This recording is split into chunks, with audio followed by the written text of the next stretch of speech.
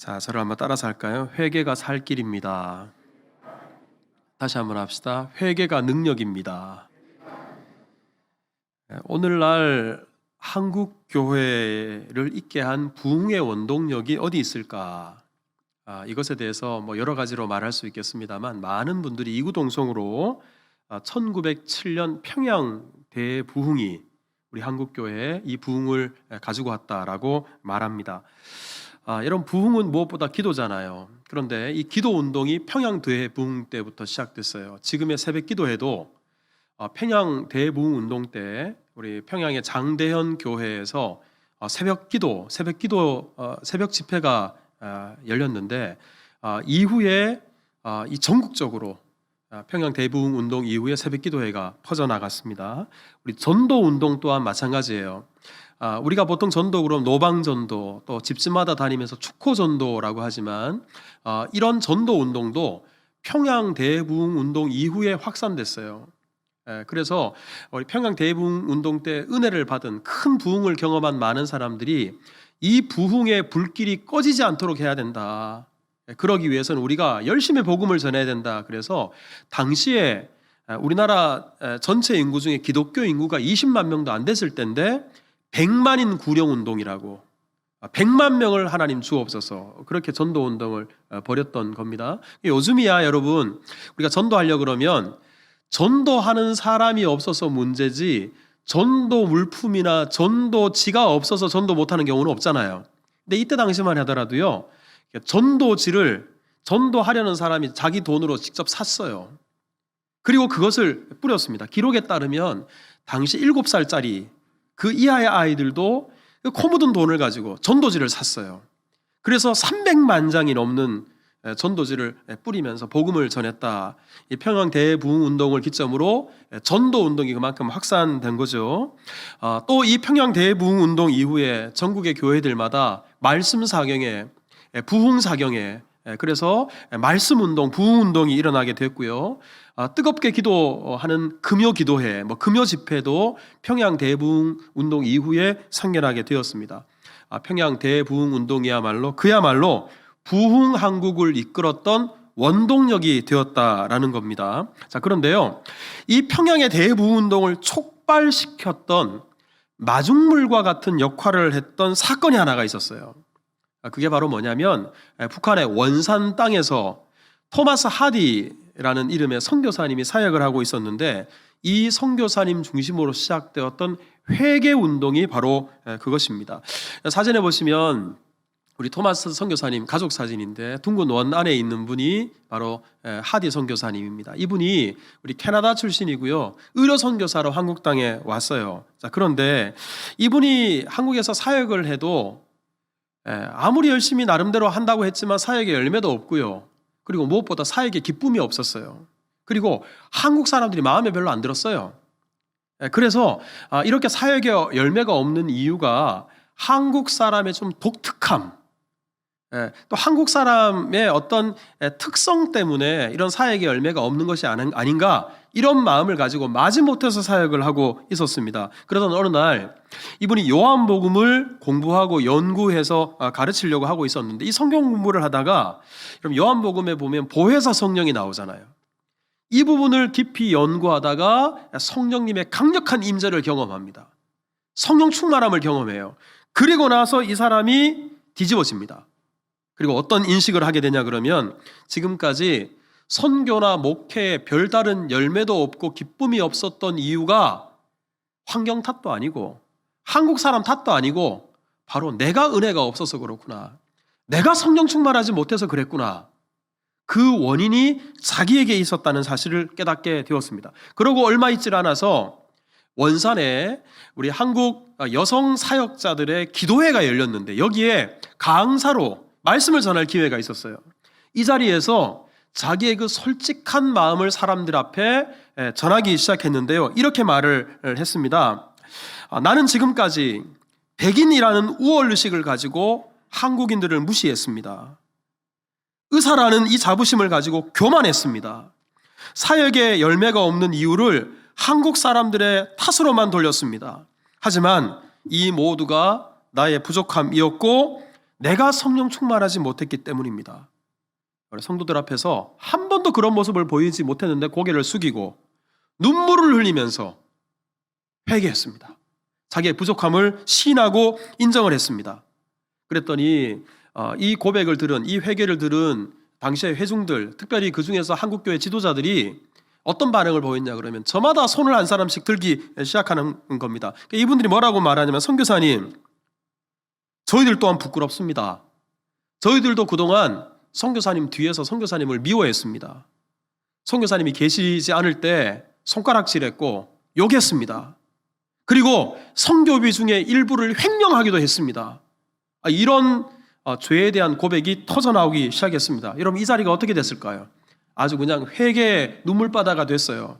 그리고 그야말로 불덩어리가 됐어요. 그날 집회가. 여러분, 이 회개 운동이 평양으로 옮겨지게 되었습니다. 우리 1907년 1월에 우리 평양의 장대현 교회에서 여러 지역, 여러 교회 연합 사경회가 열렸는데, 이때 우리 평양신학교 1회 졸업생이었던 길선주 목사님, 우리 사진에 보시면 이 7분이 평양신학교의 1회 졸업생이에요. 둥근 원안에 있는 분이 길선주 목사님이고, 그 왼쪽에 계신 분이 이기풍 선교사님, 아마 잘 아실 겁니다. 참 이분들 헌신이 우리 한국교회 오늘을 있게 했는데, 자, 여기 이 길선주 목사님이 사람들 앞에서 일어서서 이렇게 고백을 했어요. 나는 아간과 같은 사람입니다. 여러분, 아간 누군지 아시죠? 여리고성에서 하나님의 명령을 어기고 몰래 하나님의 것을 도둑질했다가 그것 때문에 전쟁에서 지게 만들었던 장본인, 도둑놈이었죠. 그런데 길선주 목사가 성도들 앞에서 나는 아간과 같은 도둑놈이었습니다. 1년 전에 죽은 친구가 나한테 유언을 남기면서 자기의 재산을 가족들을 위해서 잘 지켜달라고 부탁을 했는데 그 친구의 돈을 훔쳤습니다. 사람들 앞에서 남이 알까 무서울 그런 죄를 있는 그대로 고백하고 회개한 거예요. 그러자 이 고백을 하면서 울자 사경회에 참석했던 사람들이 너도나도 회개하기 시작합니다. 저도 도둑질했습니다. 저는 사기를 쳤습니다. 저는 간음죄를 저질렀습니다. 저는 거짓말을 했습니다.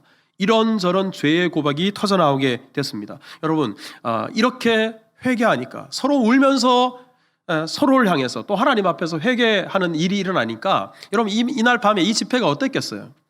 그야말로 뜨거운 불덩어리가 됐겠죠. 그런데 문제는 이 회개가 그냥 예배당에서 울고불고 반성하고 뉘우치고 이것으로 끝난 게 아니고요. 집회가 끝난 다음에 이 사람들이 자기가 피해를 입힌 사람, 자기가 잘못한 사람에게 직접 찾아가는 거예요. 성도들이 가서 내가 지난번에 이런 일이 있었다, 나를 용서해달라, 고개 숙여서 사죄합니다. 손해를 입힌 사람들, 피해를 입힌 사람들, 그 사람에게 대해서 보상을 하기 시작합니다. 그리고 시간이 하도 지나서, 그리고 자기 피해를 입힌 사람을 찾을 수가 없는 경우에는 양심전이라고 돈을, 그만큼 해당하는 돈을 만들어서 그 사람에게 줄 수 없으니까, 어디 있는지도 모르고 찾을 수도 없으니까 하나님께 헌금을 바쳤습니다. 여러분, 이렇게 회개운동이 일어나니까요, 성도들의 믿음이 뜨거워졌어요. 그리고 무엇보다 중요한 것은 예수님을 믿지 않는 불신자들 사이에서 어떤 소문이 돌기 시작하냐 그러면, 야, 기독신자들, 예수 믿는 사람들, 우리가 지금까지 예수장이라고 손가락질하고 그들에게 욕했지만 이 사람들 정말 양심적인 사람들이다. 이 사람들 정말 진실한 사람이다. 이 사람들 정말 믿을 만한 사람이다. 이런 소문이 퍼져나가기 시작했습니다. 그러니까 점점 복음이 퍼져나가는 거예요. 그러자 그해 6월까지, 이 집회가 1월 달에 있었는데 6월까지 평양에서만 무려 3만 명이 넘는 사람이 나 예수 믿겠습니다, 결신하는 사람이 생겨났습니다. 그 옛날에 지금처럼 무슨 큰 교회당이 있을 때가 아니고 인구가 많지도 않았던 그 시대에 3만 명이 불과 반년도 안 돼서 이렇게 하나님 앞에 나오고 결신하게 됐다는 것은 엄청난 부흥이에요. 그야말로 폭발적인 부흥이 일어나게 된 겁니다. 여러분, 당시에 우리 평양에서 사역했던 매티 노블이라는 여사가 있어요. 우리 선교사님의 아내인데 아마 이 책을 읽어보셨는지 모르겠어요. 이때 당시에 글을 이 책에다 써놨는데요, 여기에 매티 노블 여사가 이렇게 말을 했어요. 대부분의 한국 신자들이 머리의 회개는 이루었지만 마음의 회개는 이루지 못했었다. 하지만 이제 그들이 마음의 회개를 이루었으며 성령 세례를 받고자 힘쓰고 있다. 진정한 회개, 그리고 회개 열매를 맺고 있다라고 수레한 겁니다. 그러고 보면 우리 한국교회 이 엄청난 부흥이 다른 곳에서 온 것이 아니라 회개에서 시작되었다. 회개로부터 이 부흥이 우리 가운데 임했다. 이렇게 말을 해도 과언이 아닌 겁니다. 여러분, 회개가 이렇게 중요한 거예요. 자, 다시 한번 따라서 합시다. 회개가 살 길입니다. 다시 한번 합시다. 회개가 능력입니다. 한 번 더 하십시다. 회개가 부흥입니다. 여러분, 오늘 우리가 열왕기상 21장에 있는 말씀 한 토막을 읽었는데 이 본문이 다름 아니라 회개가 얼마나 중요한 것인가, 이것을 우리에게 일깨워주는 말씀이에요. 동시에 회개 중에서도 어떤 회개가 진정한 회개인가, 이것 또한 우리에게 알려주는 말씀입니다. 자, 우리 오늘 본문 27절이 이렇게 시작해요. 아합이, 그래요. 아합이라는 인물이 나옵니다. 근데 여러분, 이 아합이라는 인물, 우리 사진에 보시면 중세시대의 아합이라고 그려놓은 그림이에요. 근데 여러분도 잘 아시다시피 이스라엘은 남유다와 북이스라엘로 둘로 분단되었잖아요. 나라가 두 개였잖아요. 그런데요, 남과 북의 여러 왕들 중에 통틀어서 가장 나쁜 왕, 가장 악한 왕이 누구였나? 단연 아합이에요. 이건 제 말이 아니고 우리 열왕기상 16장 30절에 보면 이렇게 기록해요. 오므리의 아들 아합이 그의 이전의 모든 사람보다 여호와 보시기에 악을 더욱 행했다. 이게 한 번만 기록된 게 아니라 성경에 여러 차례 나와요. 다른 왕들에게 대해서는 이런 식으로까지 표현하지 않아요. 그만큼 아합이 하나님 앞에서 악한 왕이고 시쳇말로 나쁜 놈이었다라는 말입니다. 자, 그러면 이 아합이 왜 이렇게 악한 사람이 되었을까? 거기는 이유가 있는데, 우리 그 다음 절 31절을 보면 아합이 장가를 들었어요. 누구에게 장가들을 들었냐면 시돈 사람 엣바할의 딸 이세벨에게 장가를 들었습니다. 근데 여러분, 여기 시돈이라는 나라는 이방 나라잖아요.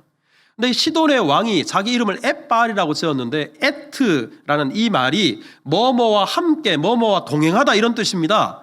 얼마나 바알을 열심히 섬겼는지 자기 이름을 아예 엣바알이라고, 바알과 함께하는 사람이라고 이렇게 지을 정도, 그런 사람의 딸을 자기 아내로 삼았으니까 이 이세벨이 오죽했겠어요. 이 사람이 이스라엘 땅으로 오자마자 이스라엘 나라를 완전히 우상의 나라로 바꿔버립니다.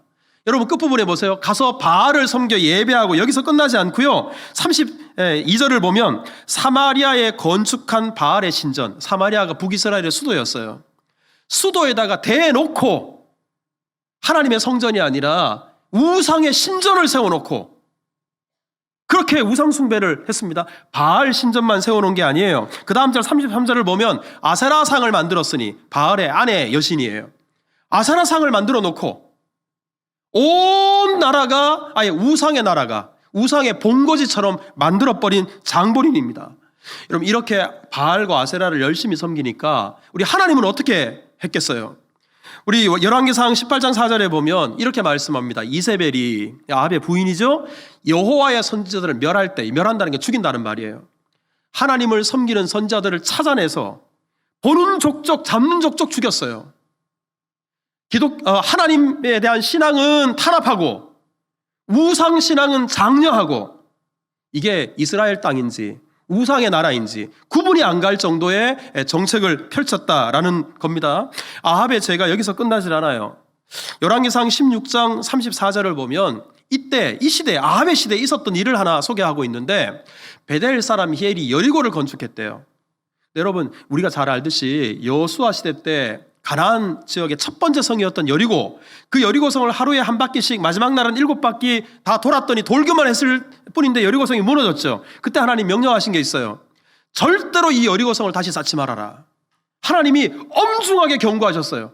그런데도 아합이 통치하고 있던 시대에 여리고성을 다시 쌓았어요. 이게 무슨 말입니까? 아합이 용인한 거예요. 승인한 거예요. 이런 참담한 일이 아합 시대에 벌어지게 됐다는 말이 이뿐 아닙니다. 아합이 왕으로서 통치는 또 어떻게 했는가? 오늘 보면 바로 앞부분에 하나의 에피소드가 나오는데, 나봇이라는 사람이 있었어요. 이 사람이 포도원을 잘 갖고 왔는데요, 아합이 어느 날 그 포도원을 보니까 너무 마음에 드는 거예요. 이게 자기 왕이니까 궁궐 터도 있고 얼마나 땅이 많았겠어요. 그런데도 저 나봇의 포도원을 빼앗아다가 포도나무 다 뽑아버리고 거기다가 야채를 심으면 참 좋겠다. 그런 생각을 하게 됩니다. 그래서 그 포도밭 팔아라. 하지만 여러분들도 잘 아시듯이 이스라엘은 땅을 사고 팔 수가 없는 나라예요. 왜? 땅이 하나님의 것이고 하나님께서 다 그저 주신 것이기 때문에, 가문별로 지파별로 다 분배하는 것이기 때문에 사고 팔 수 없어요. 아무리 비싼 값을 치르더라도. 그런데도 나봇이, 왕이시여, 저도 팔고 싶지만 하나님께서 금하신 일이 아닙니까? 저는 못합니다. 그랬더니 나봇을 죽여버리고 강제로 빼앗았어요. 이 사람은 하나님의 안중에도 없어요. 하나님의 말씀을 이렇게 무시하는 사람이 없었습니다. 이런 정도로 악한 왕, 나쁜 놈이었어요. 자, 여러분, 이런 사람 어떻게 돼야 옳습니까? 심판받아야 돼요. 이런 사람 벌 받아야 됩니다. 그것이 마땅한 일이고 그게 정의예요. 자, 그런데 오늘 본문을 보면 우리의 눈을 의심케 하는 말씀이 기록되어 있어요. 자, 29절을 한번 보시겠어요? 29절에 하나님이 이렇게 말씀하십니다. 내가 재앙을 아합의 시대는 내리지 아니하고 아합을 심판하지 않겠다는 거예요. 하나님이 아합을 용서하시겠다고 말씀하는 겁니다. 아니, 아합 같은 사람을 심판하지 않고서 누구를 심판한단 말인가? 이런 생각이 들 정도인데, 아니 왜 하나님께서는 이 나쁜 아합을 심판하지 않으시는 걸까? 그 이유가 다른 이유가 아니고요, 아합이 회개했기 때문이에요. 회개 때문에 하나님이 벌하지 않으시는 겁니다. 여러분, 정말 아합이 회개했나? 자, 우리 27절을 한번 보세요. 여러분, 27절을 보면 이 한 절 안에 동사가 5개가 나옵니다. 근데 이게 다 회개의 행동을 표현하는 거예요. 자, 보세요. 옷을 찢고 굵은 배로 몸을 동이고 금식하고 굵은 배에 누우며 풀이 죽어 다니더라. 여러분, 성경에 보면 옷을 찢는 행위, 굵은 배로 허리를 동여 매는 행위, 이게 극도의 슬픔을 표현하는 회개의 방법이에요. 회개하는 행동입니다. 금식하는 것, 죄를 지은 죄인은 나는 먹을 자격도 없다, 음식까지 끊고 회개할 때 금식을 했습니다. 여러분, 여기서 굵은 배에 눕는다, 편안하게 잠을 잘 자격도 없는 놈이다. 그러니 아예 거친 잠자리에 눕는 거예요. 회개하는 행동이에요. 풀이 죽어 다니더라, 이것을 원어로 그대로 읽으면 천천히 걸어간다는 거예요. 천천히. 그게 무슨 말입니까? 근신하는 거예요. 회개하는 겁니다. 아합이, 그 악한 아합이 지금 하나님께 회개하고 있는 겁니다. 그래서 29절에 아합이 내 앞에서 겸비했다 2번씩이나 겸비했다 그래요. 여러분, 겸비라는 말의 뜻이 뭐예요? 겸손할 겸자고 낮출 비자예요. 다른 사람 앞이 아니라 내 앞에서, 즉 하나님 앞에서 자기를 낮추는 거예요. 하나님 앞에서 자기 무릎 꿇는 거예요. 항복하는 거예요. 지금 하나님께 아합이 회개하고 있는 겁니다. 하나님께서 바로 이 아합의 회개를 보시고 심판을 거두시고 벌을 내리지 않았던 겁니다. 아니, 도대체 무슨 일이 있었길래 이 강팍했던 아합이 하나님께 이렇게 꼼짝하지 못하고 회개한 것일까? 여러분, 오늘 본문 바로 앞부분을 보면 아합이 회개한 이유가 나오는데요, 우리 아합 시대에 엘리야 선지자가 활동을 했어요. 엘리야 선지자가 아합에게 찾아갔어요. 언제 찾아갔냐 그러면 앞서 제가 말씀드린 것처럼 나봇이라는 사람의 포도원을 빼앗고 나봇을 죽인 그 참담한 죄를 짓고 난 직후에 엘리야 선지자가 찾아가서 하나님의 말씀을 전했어요. 근데 그 하나님 말씀의 내용이 뭔가 하면 열왕기상 21장 19절에 보면 하나님께서 말씀하십니다. 네가 나봇을 죽이고 그리고 빼앗았느냐? 그렇다면 너도 개가 나봇의 피를 핥은 곳에서, 개가 네 죽은 시체에서 흘러나오는 피를 핥게 될 것이다. 즉 이게 무슨 말이에요? 아합, 너 죽을 것이다. 하나님이 그렇게 말씀하신 겁니다. 21절에도 보면 내가 재앙을 너에게 내려서 너를 쓸어버리고 내게 속한 남자는 다 죽일 것이다. 멸문지화를 시킨다라는 겁니다. 그리고 이런 죄를 짓게 만든 이세벨, 23절을 보세요. 이세벨에 대하여도 그를 죽이는데, 여러분, 이세벨은 그냥 죽이는 것도 아니고 아합은 피를 개가 핥는다 그랬는데 이세벨은 개가 아예 이세벨을 먹는데요.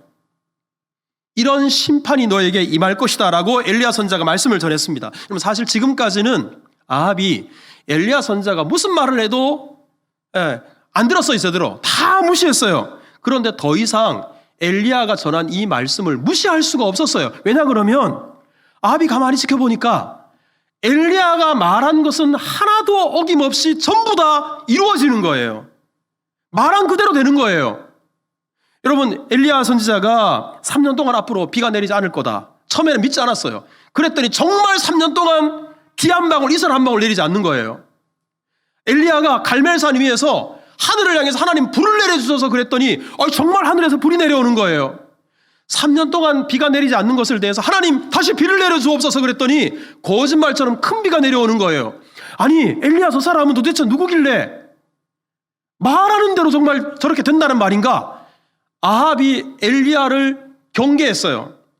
그러니까 엘리야 선지자는 허튼 말을 하는 사람이 아니라는 사실을 알고 있었습니다. 그리고 엘리야를 통해서 하나님께서 하신 말씀은 하나도 땅에 떨어지지 않고 그대로 다 이루어진다는 사실을 알게 되었습니다. 그러자 아합이 생각을 합니다. 그래, 저렇게 말한 대로 그대로 이루어지는 엘리야 선지자가 나도 죽고 내 마누라도 죽고 우리 가문이 멸문지화를 당한다고 말했으니까 이대로 이루어질 텐데 갑자기 겁이 덜컥 났습니다. 그래서 위기를 직감하고 그래서 회개한 거예요. 여러분, 여기서 제가 여러분들에게 질문 하나 하겠습니다. 지금 아합이 이렇게 겁을 집어먹고 하나님 앞에 급하게 회개를 했는데 이 회개가 온전한 회개였을까? 정말 진정성 있는 회개였을까? 사실상 억지 회개예요. 심판을 피해보려고 마지못해서 하는 회개였어요. 그럼 진정한 회개라는 것은요, 꼭 이런 어려움이 찾아오고 문제가 찾아오고 위기가 찾아와야만 회개하는 게 아니라 하나님께서 살아계신 분이라는 사실을 아는 순간 우리는 회개할 수밖에 없어요. 여러분, 그렇잖아요. 제가 자주 드는 비유 중에 하나가 이 창문 너머로 밝은 햇살이 비쳐 들어오면 여기 깨끗해 보이지만 이 공기 안에 얼마나 날려다니는 먼지들, 티끌들이 눈에 보이지 않습니까? 거룩하신 하나님의 실존을 아는 사람들은 하나님 정말 살아계신 분이구나 이것만으로도 내가 얼마나 하나님 앞에서 추악한 죄인이구나 이걸 깨달아요. 그런데 아합은 사실 그 이전에 이미 회개했어야 됐어요. 갈멜산 위에 올라가서 엘리야는 한 사람이고요, 하나님을 섬기는 선지자는 한 사람이고 바알과 아세라를 섬기는 선지자들은 850명이에요. 각자 신에게 불을 내려달라고 기도했어요. 하지만 850명의 우상 숭배자들이 아무리 하늘을 향해서 바알을 향해서 불 내려달라고 기도했지만 하루 종일 떠들어댔지만 응답하지 않았습니다. 바알이 가짜였기 때문이에요. 하지만 엘리야 선지자가 하나님을 향해서 불을 내려주셔서 그랬더니 기도가 끝나기가 무섭게 하늘에서 실제로 불이 떨어졌어요. 하나님 살아계신 분이라는 것을 아합이 분명히 봤어요. 그렇다면 바로 그 자리에서 하나님, 제가 하나님 살아계신 분인 줄 몰랐습니다. 그래서 하나님을 인정하지 않았습니다. 그래서 하나님 말씀을 무시했습니다. 저를 용서해 주옵소서. 하나님께서 살아계신 분이라는 사실을 아는 순간 회개했어야 옳았습니다. 하지만 그것을 알면서도 끝내 회개하지 않고 있다가 이제 너 죽을 거야, 너 가문이 멸문지화 당할 거야, 하나님이 심판하신다고 하니까 그제서야 어려움에 직면해서야 회개한 겁니다. 여러분, 이것은 그야말로 억지 회개요, 위험을 모면하고자 하는 기회주의자와 같은 그런 회개입니다. 그런데 여러분, 놀라운 것은 누가 봐도 억지 회개인데 하나님께서는 이 억지 회개일지라도 이 회개를 받으셨다는 사실입니다. 이 회개를 들으시고 하나님께서 이 심판을 유예하셨습니다. 여러분, 이게 바로 회개의 위력이에요. 여러분, 이것을 보면 우리 하나님께서 얼마나 회개를 중요하게 여기시는가, 그리고 얼마나 회개를 기뻐하시는가, 그리고 우리로 하여금 얼마나 회개하기를 기다리고 계시는가, 이것을 다시금 깨닫게 되는 거예요. 자, 저를 다시 한번 따라서 합시다. 회개가 살 길입니다. 회개가 능력입니다. 여러분, 믿으십니까? 자, 그런데 제가 설교를 여기서 끝내버리면 아마 여러분들도 마음속에 그럼 나도 아합처럼 저렇게 회개하면 되겠네. 급한 일 생기면, 어려운 일 생기면 그냥 잠깐 회개하면 뭐 무슨 회개라도 하나님 받으신다고 하셨으니까 혹시나 이런 오해를 하실 수 있어요. 하지만 여러분, 처음에는 마지못해서 회개했을지라도, 억지로 회개했을지라도 회개가 진짜 회개가 되려면 그 이후에 회개에 합당한 열매를 맺을 수 있어야 합니다. 여러분, 예수님께서 이 땅에 오셔서 공생애를 사시면서 첫 번째 외쳤던 일성, 예수님이 처음 하셨던 메시지가 뭔지 아십니까? 자, 저를 한번 따라서 합시다. 회개하라. 천국이 가까이 왔느니라. 예수님이 처음에 회개하라고 그러셨어요. 그런데요, 그냥 회개만 외친 것이 아니라 이어서 예수님이 하신 말씀이 누가복음 3장 8절에 보면 그러므로 회개에 합당한 열매를 맺어라. 회개하는 것으로 끝이지 말고 회개에 합당한 열매를 맺으라 라고 예수님께서 선언하셨습니다. 여러분, 아합의 회개는 그야말로 회개만 했어요. 회개에 합당한 열매가 없었어요.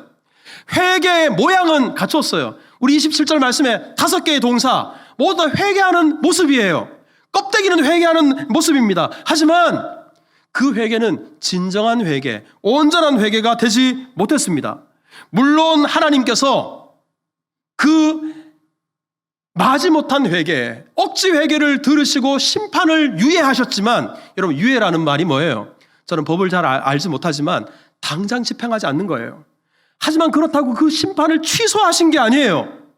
만약에 아합이 급한 나머지 억지 회개를 했을지라도 그야말로 그 다음에 회개에 합당한 열매를 맺었다면 하나님은 유예하시는 정도가 아니라 아예 그 심판을 취소하셨을 거예요.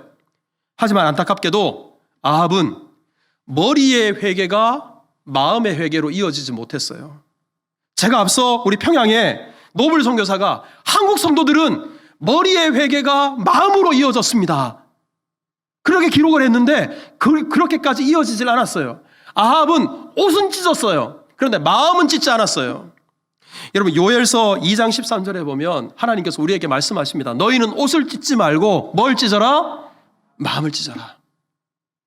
겉으로만, 껍데기로만 회개하지 말고 진정성 있는 회개, 모습만 회개의 형태를 가지고 마지못해 회개하는 것도 중요하지만 그것보다도 하나님은 회개에 합당한 열매, 그리고 온전한 회개, 진정성 있는 회개를 원하신다라는 겁니다. 여러분, 이렇게 껍데기로만 회개하다 보니까 이 회개가 오래가지 못하는 거예요. 여러분, 29절에 엘리야 선지자가 당장 아합에게 말합니다. 이 재앙이 너의 시대에는 임하지 않고, 이렇게 말을 하니까 당장 심판이 임하지 않네? 하나님이 당장 범하지 않네? 그러니까 벌하지 않네? 이러니까 이 아합이 안심을 합니다. 그리고는 원래 죄로 돌아가요. 원래 모습으로 돌아가 버립니다.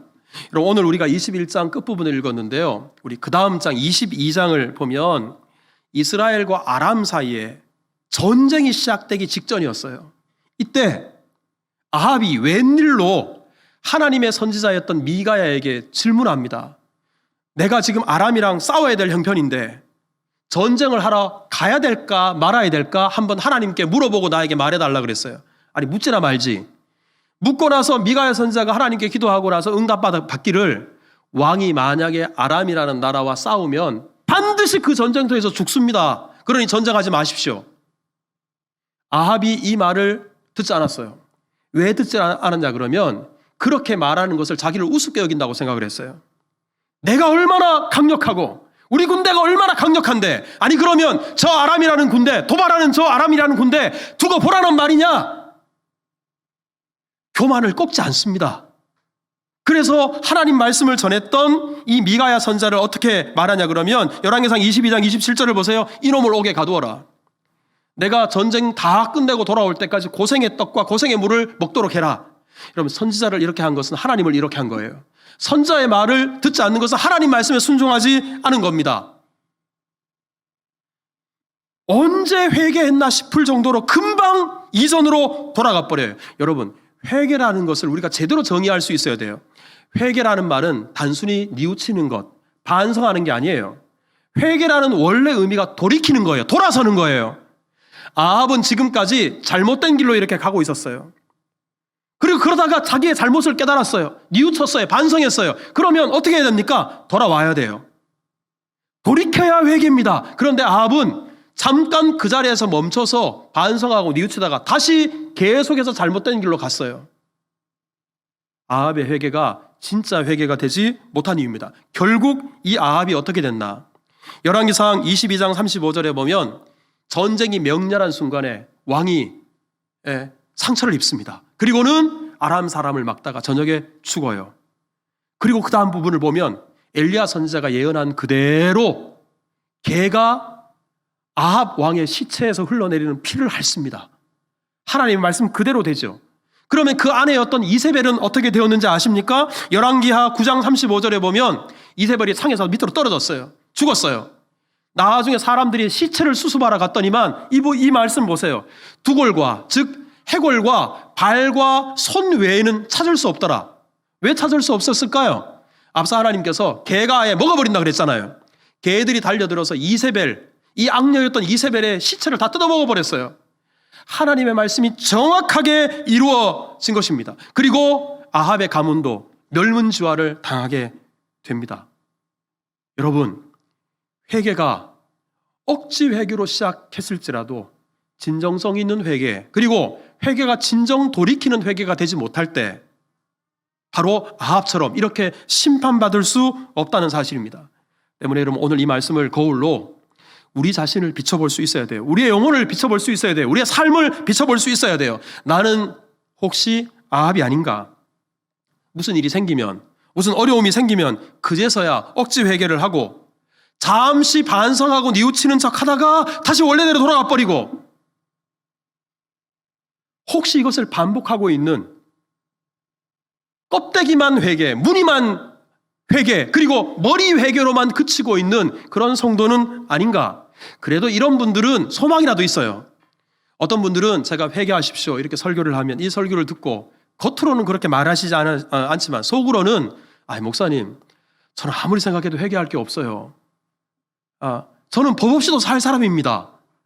저는 아무리 생각해도 회개할 게 없어요. 이렇게 회개가 나랑은 상관없는 것이라고 생각하는 이들이 여러분들 중에 계실 수 있어요. 근데 여러분, 회개라고 생각할 때 회개에는 세 가지 관점이 있다는 사실을 꼭 기억하셔야 됩니다. 자, 먼저는 저를 한번 따라서 해보세요. 의의 관점. 의의 관점이라는 것은 무슨 말이냐면 내가 하지 말아야 할 일, 해서는 안 되는 일을 범했을 때 회개하는 것. 이게 의의 관점이에요. 우리가 죄를 지었어요. 다른 사람을 괴롭혔어요. 하나님 말씀에 불순종했어요. 이게 의의 관점으로 볼 때 회개할 일입니다.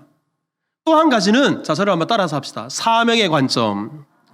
사명의 관점이 뭐냐면 하지 말아야 할 일을 한 것도 죄지만 마땅히 해야 될 일을 하지 않은 것도 죄라는 거예요. 이게 바로 사명의 관점입니다. 여러분, 무슨 내가 특별한 다른 사람을 해치는 죄를 지은 것도 아니에요. 하지만 내 위치에서, 내 직분에서 해야 될 일을 하지 않은 것 또한 죄가 된다는 겁니다. 여러분, 한 달란트 받은 사람이 다른 사람에게 해코지 한 게 아니에요. 그 사람이 무슨 나쁜 짓을 한 게 아니에요. 하지만 자기에게 맡겨준 그 달란트를 땅에다 묻어놓고 게을렀어요. 그랬더니 예수님께서 악하고 게으른 종아, 죄 지었다고 예수님이 책망을 하셨습니다. 우리가 부모로서 자식을 위해서 기도하지 않고 신앙의 본을 보이지 않은 것, 사명의 관점에서 보면 회개할 일이에요. 내가 목사로서, 장로로서, 권사로서, 집사로서, 구역장으로서, 교사로서 내게 주어진 그 사명을 제대로 감당하지 않았을 때 그때 회개해야 돼요. 여러분, 이게 바로 사명의 관점입니다. 언제 우리 그 큰딸 가원이가 신학대학에서 공부를 하다 보니까 거기에 친구들을 만나면 마치 꼭 리더들을 만나고 교사들을 만나고 마치 선배들을 만나는 것 같아요. 그러니까 신학교 안에 공부를 하러 온 친구들이니까 아주 믿음이 뜨겁겠죠. 근데 많은 분들이 우리 딸들을 보면서 목사님 참 딸들 신앙생활 잘하고 이쁘네요, 모범생이네요, 이렇게 칭찬들을 해요. 하지만 정작 이 아이는 다른 사람들을 훨씬 더 열심히 섬기는 친구들을 보면 자기가 부끄러운 거예요. 그 이야기를 저에게 해요. 그런 사람들을 봤을 때 나 이 정도면 잘하고 있어, 이 정도면 훌륭해, 나 회개할 거 없어 이랬다가도 더 귀하게 아름답게 섬기는 모습을 보면 부끄러워지는 거예요. 그래, 내가 하나님 앞에 회개해야 되겠다, 이런 마음이 생기는 거예요. 여러분, 이게 바로 사명의 관점이에요. 사명의 관점에서 끝나지 않습니다. 세 번째 관점이 있어요. 자, 저를 한번 따라서 합시다. 열정의 관점. 우리가 해야 될 일을 하기는 해요. 하지만 해야 될 일을 하기만 하는 게 아니라 얼마나 열심을 가지고, 열정을 가지고, 그리고 마음을 다해서 하는가, 이게 바로 열정의 관점이에요. 하지만 그렇게 마음을 다해 최선을 다해 하지 않는 것도 그 또한 하나님 앞에 죄가 될 수 있다라는 말입니다. 여러분, 의의 관점, 사명의 관점, 그리고 열정의 관점, 이 관점으로 우리의 삶을 한번 점검해 보십시오. 당장 저부터 하나님 앞에 꼬꾸라져서 회개해야 될 죄인입니다. 여러분, 저는 말씀 준비하면서 하디에 관련된 글을 쭉 읽었어요. 영상도 좀 봤어요. 그러면서 저의 고백이 뭐냐면, 하나님, 하디가 바로 접니다. 이런 일 저런 일 어렵고 힘들면 자꾸만 다른 사람을 원망합니다. 다른 사람을 탓하려고 그래요. 하지만 문제의 가장 큰 원인은 내가 은혜가 없어서 그래요. 하디의 고백처럼 내가 성령 충만하지 못해서 그래요. 내 마음이 아직까지 하나님 앞에 온전히 향하고 있지 않아서 그래요. 원인은 나에게 있는데 자꾸만 다른 곳에서 원인을 찾으려 하니까 이게 자꾸 불평과 불만만 일어나게 되고, 그러니 더욱 하나님 앞에 무릎 꿇지 않는 거예요. 그것이 저만의 모습일까? 여러분, 우리가 정말 거룩하신 하나님 앞에 설 때마다 부족하기 짝이 없는 우리들 있는 그대로 내려놓고 내 연약함과 내 허물을 인정하며 회개해야 될 이유가 여기에 있습니다.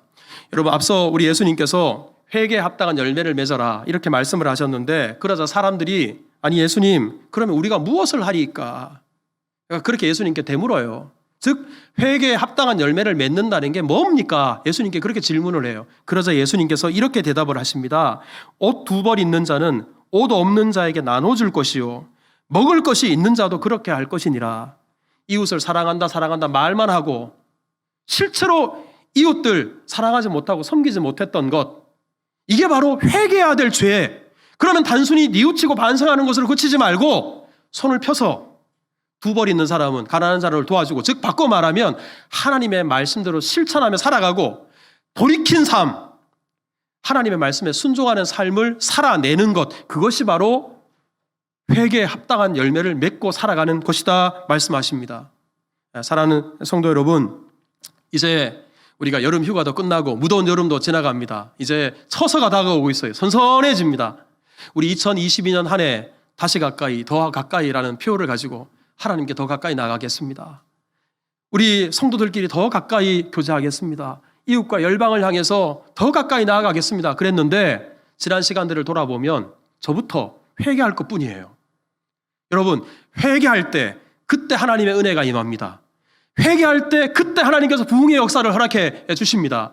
우리가 다시 한번 진지하게 우리 자신을 하나님 앞에 내려놓고 의의 관점, 사명의 관점, 그리고 열정의 관점으로 우리 자신을 다시 한번 하나님 앞에 무릎 꿇고, 그리고 뜨겁게 회개하고 다시 하나님께서 주신 은혜와 능력으로 말미암아 하반기를 향해 달려갈 때 우리 심령이 살아나게 될 것입니다. 우리의 가정과 구역이 살아나게 될 것입니다. 우리 교회가 하나님의 놀라운 부흥이 많은 그런 교회가 될 수 있을 것입니다.